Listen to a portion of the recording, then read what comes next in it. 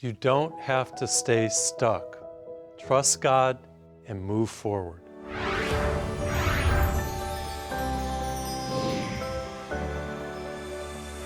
I'm Father Cedric Pizzegno. Welcome to Live with Passion. I want to proclaim to you from the Gospel of John. This is Jesus speaking. He said to the Jews who believed in him, "If you continue in my word, you are truly my disciples, and you will know the truth. The truth will make you free." We're now on the other side of the pandemic. For 2 years, people were struggling. They lost their jobs, and many people were struggling with isolation, loneliness, depression, relationship problems. People were stuck at home, and that led to some inner fighting and different things. And then there's the whole situation with bad habits and habitual sins and addictions. Actually, the anatomy of an addiction is this. It starts off with a simple attraction, and then there's an attachment, and then it progresses to an addiction. Spiritually, we say that evil gets a toehold, then he gets a foothold, then he gets a stronghold. Even after the pandemic, addictions have increased. There's still struggles with people finding jobs, and people are struggling with all that did happen during the pandemic. I want to talk about that because this is a series about trusting God. You have to trust that God will move you forward, that you don't have to stay stuck in a habitual sin or in some type of a stronghold or an addiction or attachment. You can move forward. And you have to trust that you are the apple of God's eye, that he loves you, he cares for you, even though you may be stuck, even though you're going through a hard time, that God is still there for you. Trust that God is there and he's going to help you to move forward, even if you're, quote, sinning against God. An addiction is a hard thing. It's when you lose your willpower toward a substance or a behavior and you really don't have a whole lot of control. And the way out of an addiction is through God's help. You have to trust God to move you forward.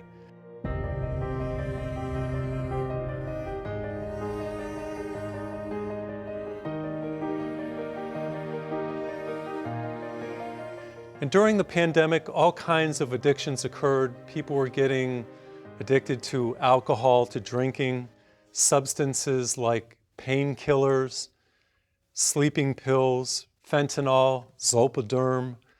Then there's the behavior addictions. There's substance addictions and behavior addictions. Behavior addictions such as internet gambling, pornography, relying on social media, heavy iPhone use. I want to talk about media because a lot of people got stuck in media. First of all, I want to tell you that media has a very positive side. I know because I use broadcast media to reach out with the gospel everywhere, via television, radio, and the internet, social media. Very positive side. Media informs us, it entertains us, gives us a chance to comment, it gives us a voice. Media has a great positive side and it's very important, but it also has a dark side. If you've ever seen in a restaurant, sometimes you'll see a couple or a whole family and they're sitting there and they're not talking because they're all sitting there texting. It can really interfere in personal relationships. And media has a dark side when it comes to driving. Many people nowadays text while driving. It's very dangerous. You can end up hurting yourself or somebody else. And then when you get up in the morning, it used to be the first thing you did is pray or go to the bathroom. Nowadays, it seems like everybody's going to their iPhone first. What kind of emails did I get? What messages did I receive? And if it's something negative, it can really cloud your brain for the rest of the day. It decreases productivity at work if you're going through those things. Media has a very positive side, but it also has a very negative side. I want to explain what media is. Media is a medium through which communication happens. Television is media. Radio is media. And of course, there's print media. I talked about broadcast media, television, radio, But there's print media, things like newspapers, books, magazines. That's media too. It's a mode or a medium of communication. And then, of course, there is social or digital media. Internet, iPhones, Facebook, Twitter, video games, Zoom. We're all familiar with those things. During the pandemic, all those things spiked because people were at home. They were isolated and they were looking to media to entertain, looking to media for pleasure, looking to media to communicate. Hours and hours were spent on media. As I said, it starts off with an attraction, then progresses to an attachment, then it progresses even more to an addiction, where you actually lose your willpower. What constitutes an addiction? It's an intense, I want to underline that word intense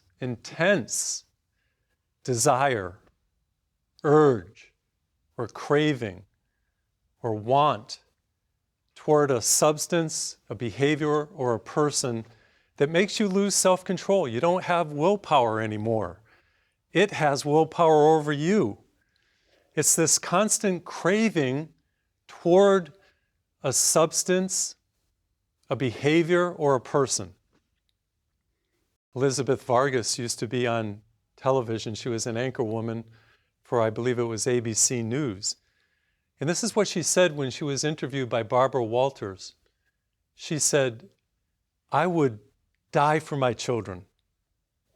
I would kill for my children. But I couldn't stop drinking for my children." She's a professed alcoholic. And that's exactly what happens. It takes your willpower and it has dominance over you.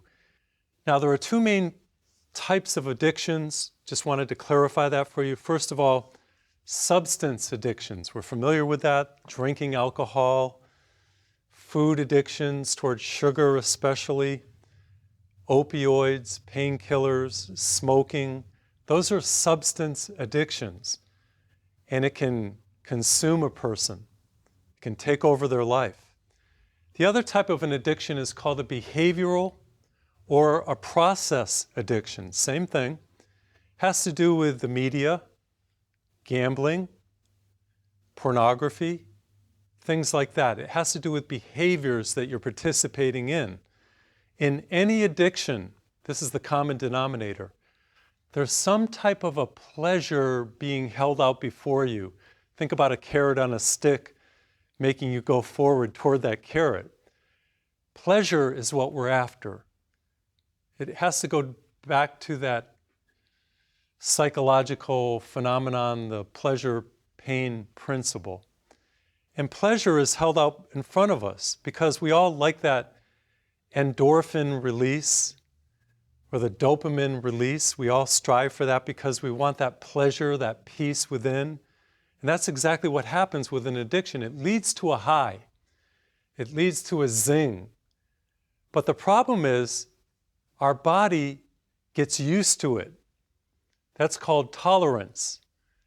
And once your body starts getting tolerant toward the high, you need more and more of the high to achieve the same pleasure, to get the same result. Therefore, the addiction gets deeper and deeper and worse and worse. It's kind of like quicksand where the more you struggle, the more you go for the high, the deeper you go.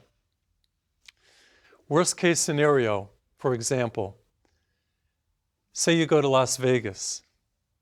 You're not a gambler, but you decide to play blackjack, sit down at the table. Worst case scenario is that you win. What am I talking about?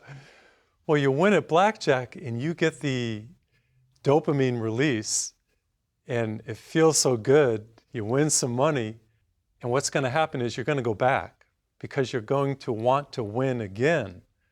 Best case scenario is that you go to Las Vegas or Reno or wherever, you sit down at the blackjack table and you lose. Everybody hates to lose. It's painful. You don't like it, but I'll tell you this, you won't go running back to the blackjack table right away because you just lost. And that's what has to happen. There has to be some type of pain in your life in order for you not to get addicted. I remember one of the best things that ever happened to me when I was a young man, probably about 8 years old. sitting with my mother at the kitchen table. My mom was such a gracious person, a good person, but she had one bad habit, and that was smoking. She used to smoke cigarettes when I grew up. So here I am, 7, 8 years old. I'm sitting there at the table eating some cookies. And I looked at my mother as she was smoking, and I said, Mom, I said, give me a drag of that cigarette. She said, no. I said, come on, Mom, give me just one drag. She said, no. And I begged her so much, she finally gave me the cigarette. And here I am, 7 years old, with these virgin lungs, and I didn't even know what to do. I took a drag, and I mean, it was terrible. Let's just say that the cookie that was in here went up here.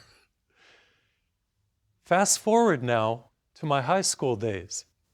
My friends are there and standing out in a group of people, and we're all talking everything. People break out cigarettes and they're all smoking, and one of my friends hands a cigarette to me, and no thank you. See, I still had a bad taste in my mouth from that cigarette with my mom. Best thing that ever could have happened to me, because I never wanted a cigarette during high school or any other time in my life. I still don't smoke. I don't want anything to do with it. See what I'm saying? It's the pleasure-pain principle. Now, as human beings, we're pretty complex. We're more than just an animal that strives toward pleasure and tries to avoid pain. But the bottom line is it's a psychological truth. As human beings, we gravitate toward pleasure and we avoid pain. And that's some of the foundation of an addiction. We want pleasure, we want the zing, we want the good feeling, we want the peace, and we want to avoid, we want to escape. We try to get away from the painful situations in our life. Oftentimes addictions are fueled by escapism. Of course, many times people have a predisposition toward an addiction. That's why it's called a disease. But that doesn't let you off the hook. You're still culpable for your addiction because you can make the decision and be responsible for yourself and get into recovery. That's why you're culpable. You may have a disease. You're not culpable for that, but you are responsible for getting help. How did I get into this whole thing about addictions? Well, let me tell you that I have produced a 4-part series on addictions called There Is a Solution. It's a series about not only addictions, but how to recover. And I'm going to talk a little bit about that in a minute. But I talk about recovery and how God makes all things work to good. You have to see that God knows how to write straight with the crooked lines, with our brokenness, with our habitual sins, with our getting stuck, with our addictions. He knows how to write straight with those crooked lines. How did I get into all this? Well, I live at a retreat center, Holy Name Retreat Center in Houston, Texas. And when I got there as a seminarian, I knew nothing about the 12-step program. But we're a mecca for the 12-step program. Just about every day, groups come and they meet, and we have 12-step retreats about alcoholism, about gambling, about sex, about food, Overeaters Anonymous. And I was invited to minister to those folks. I had no understanding of it, so I had to learn about it. And I learned the lingo, and I came to understand that it's a very Christian spirituality. It has to do with the 12 steps, and it's based on the Bible, it's based on God, and it's a very spiritual program. And I began to develop in my understanding about what the 12-step program was, started as a Catholic priest to talk about it from the lectern, from the pulpit at churches. And it was interesting the response that I got at the back door. Father, finally, people would shake my hand. Finally, we're hearing about the 12-step program. I'm a member of the 12-step program, they would tell me. Thank you for talking about it. And as I talked about it, I realized that there's an epidemic going on, not just during the pandemic, but throughout the world. People are struggling with addictions because of the pain that they're going through in their relationships, their physical suffering, the trials that they're going through, unemployment, too much time on their hand, boredom, whatever it is. and they're turning to drugs and alcohol and media and different things and getting stuck. We all have a hole in our soul, if you will. We all have this incompleteness within that really only God can fill. And what happens is we try to fill it with food and with drugs and with drinking and with media and with all these different things, and it satisfies for a little while, but then it leaves you empty and you need more. And I've discovered in my own life, the only reality that really satisfied is a relationship with God.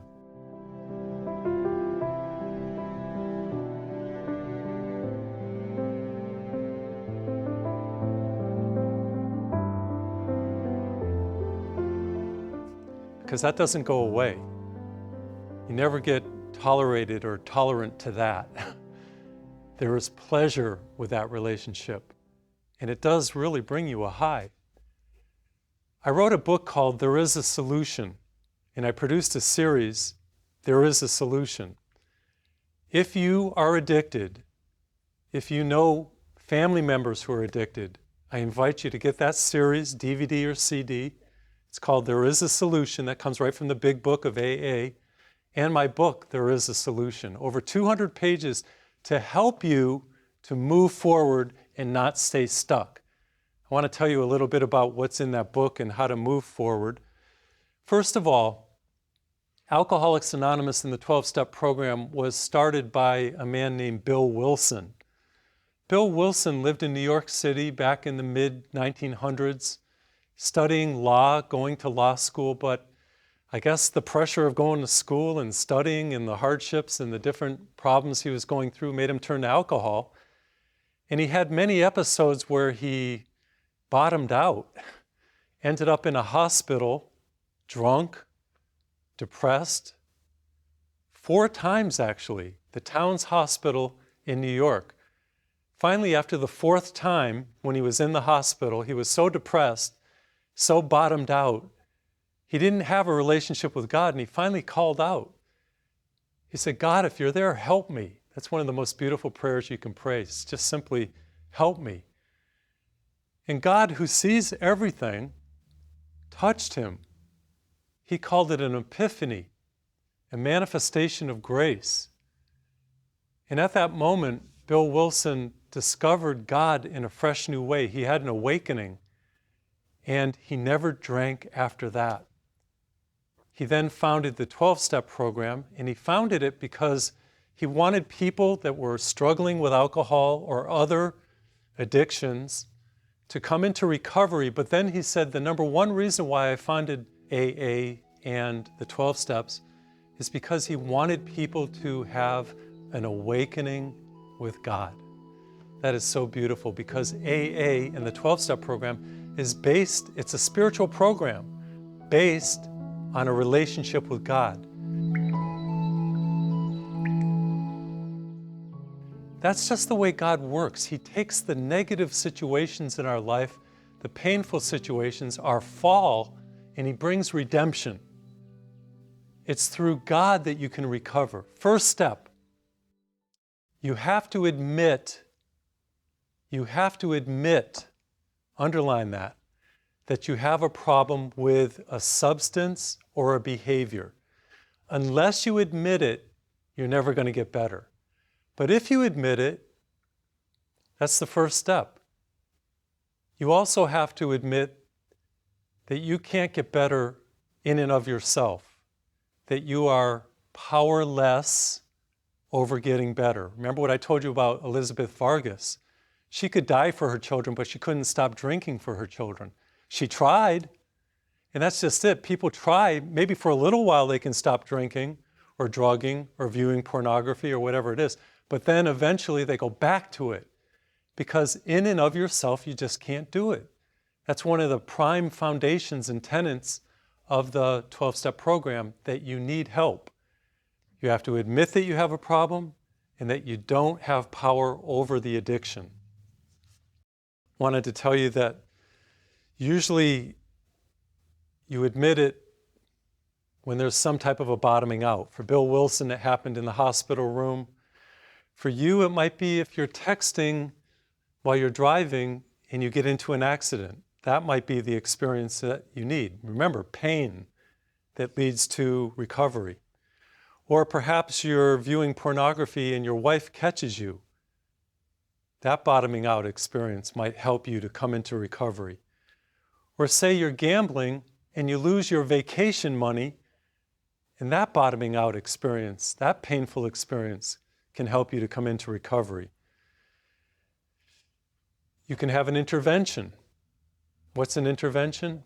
I'm talking about ways that you can come to admit that you have a problem. An intervention is when your family confronts you with your behavior, or your friends confront you with your behavior. Let's take, for example, during the pandemic, what skyrocketed more than anything else was iPhone use.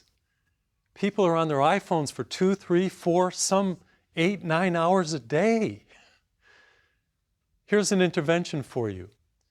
On your iPhone, if you have an Apple iPhone, you can also do it on an Android phone. But on your Apple phone, you just simply go to Settings and then scroll down a little bit and look where it says Screen Time. And look at what it tells you. What is your screen time? Is it 1 hour, 2 hours, 3 hours? It'll give you your screen time for the whole week. How much is too much? You have to decide that for yourself, but to me, I mean, if you're on your iPhone for 2 to 3 to 4 hours a day, that's too much. I like what Pope Francis said. He said you ought to be reading the Bible as much as you're on your iPhone. That's called an intervention. When somebody confronts you with your behavior, then really quickly wanted to tell you that you got to trust that this is the second step. Even though you're powerless, God has the power. You trust God.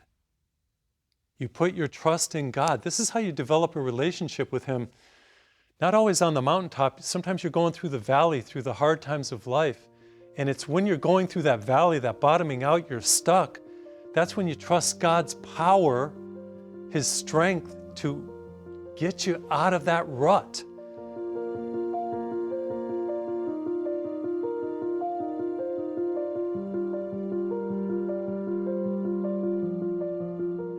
To bring you out of an addiction.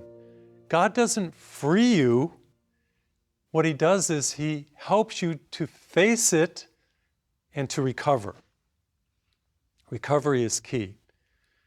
I think about a man who helped me write this book on addictions. He was a gambler, wasn't going to church, finally decided that he couldn't do it on his own, turned to God. Now he's a pillar of the church, friend of mine, benefactor.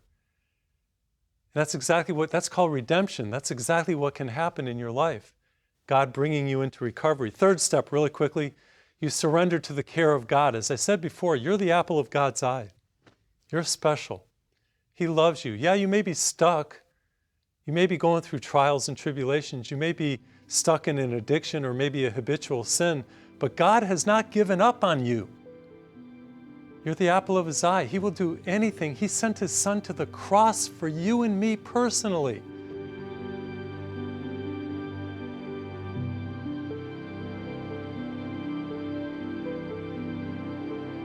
That's how in love God is with us. So He won't give up on you. You surrender to the care of God. You trust that God does care for you. You trust that He's got the power to get you even out of an addiction. Those steps are exactly how you come into recovery. Right where you are, take a deep breath in.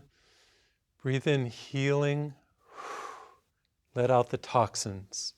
Take another breath. Breathe in strength. Let out your failures. Breathe in grace. Let out your defeats. Okay, keep breathing. It's time to make a move.